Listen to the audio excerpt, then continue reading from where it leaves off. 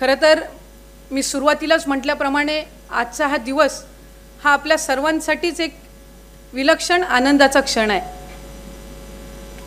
खरं तर 1986 साली पहिल्यांदा या रोहा अष्टमी शहरामध्ये एक सांस्कृतिक सभागृह असावं आणि त्या सभागृहाचं काम हे करत असताना अनेक अडीअडचणींना सामोरं जात 90 साली त्या वास्तूच्या कामाची सुरुवात झाली।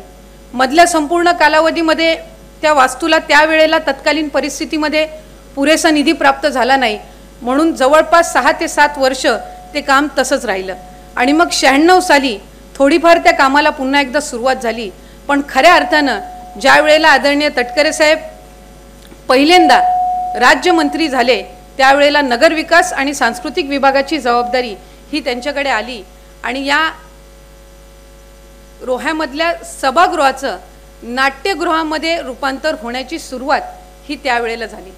त्याच्यानंतर अनेक परिस्थितींना आपण सामोरं गेलो। 2005चा महापूर असेल, त्याच्यानंतर आलेल्या आपत्ती असतील, ह्या सगळ्यांना सामोरं जात असताना 2010 साली पुन्हा एकदा या सभागृहाची, या नाट्यगृहाची आपण त्या ठिकाणी दुरुस्ती केली। ती सगळीच करत असताना आदरणीय तटकरे साहेबांचं नेहमी स्वप्न राहिलं की एक ऐतिहासिक अशी वास्तू डॉक्टर चिंतामणराव देशमुख साहेब यांच्या नावाने आपल्याकडे त्या ठिकाणी उभारली जावी आणि म्हणूनच 2020-21 मध्ये पुन्हा एकदा या नाट्यगृह आणि या सभागृहाचा प्लॅन आपण तयार केला। कोविडचा कालावधी होता, एका बाजूला सगळेच त्या महारोगाची झुंज देत असताना साधारणपणे इतकी मोठी वैभवशाली वास्तू उभारायची तो संकल्प तर आहेच, पण त्याला लागणारा निधी हा आपण त्या ठिकाणी कुठे आणि कशा पद्धतीने उभारायचा हे आव्हान समोर होतंच।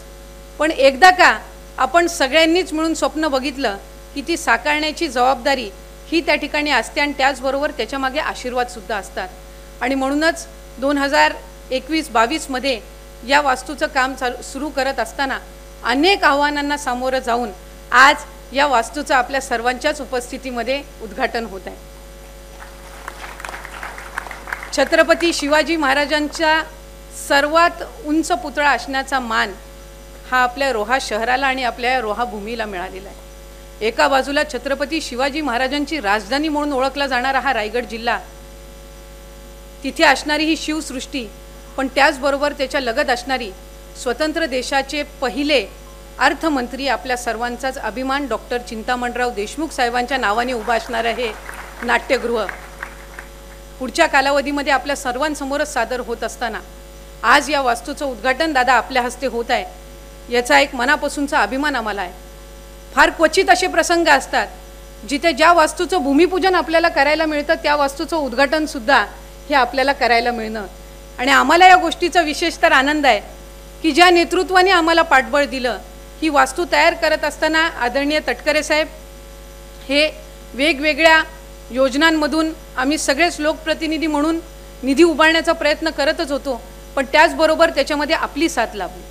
या कार्यक्रमाच्या निमित्ताने मी आवर्जून राज्याचे मुख्यमंत्री देवेंद्र फडणवीस साहेब, राज्याचे उपमुख्यमंत्री एकनाथजी शिंदे साहेब यांचेही आवर्जून आभार मानीन की त्यांनी या वास्तूच्या साठी लागणाऱ्या निधीमध्ये जे काही पाठबळ आहे ते त्यांच्या परीने त्या ठिकाणी दिलं।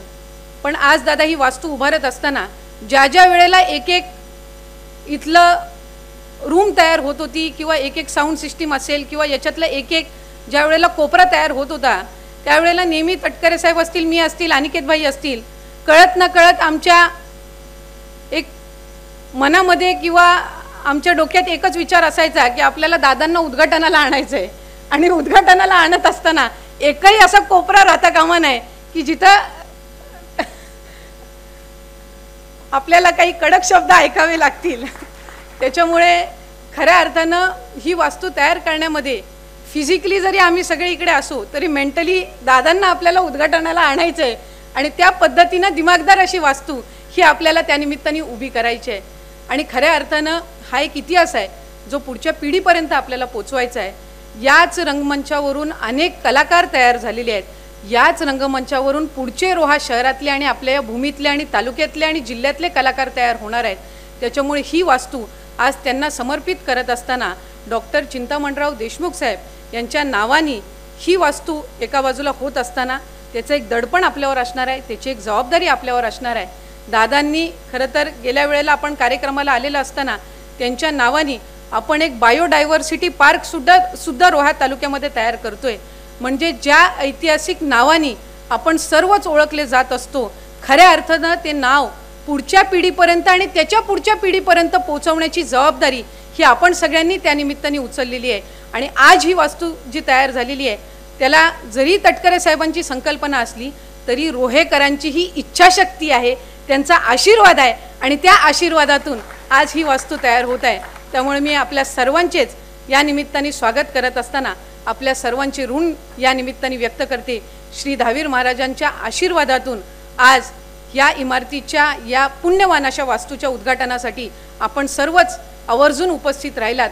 आपल्या सर्वांचे सुद्धा या निमित्ताने मनापासून स्वागत करून आपले आभार मानून माझे लांबलेले प्रास्ताविक या ठिकाणी थांबवते. धन्यवाद. जय हिंद, जय महाराष्ट्र. एबीपी माझा, उघडा डोळे बघा नीट.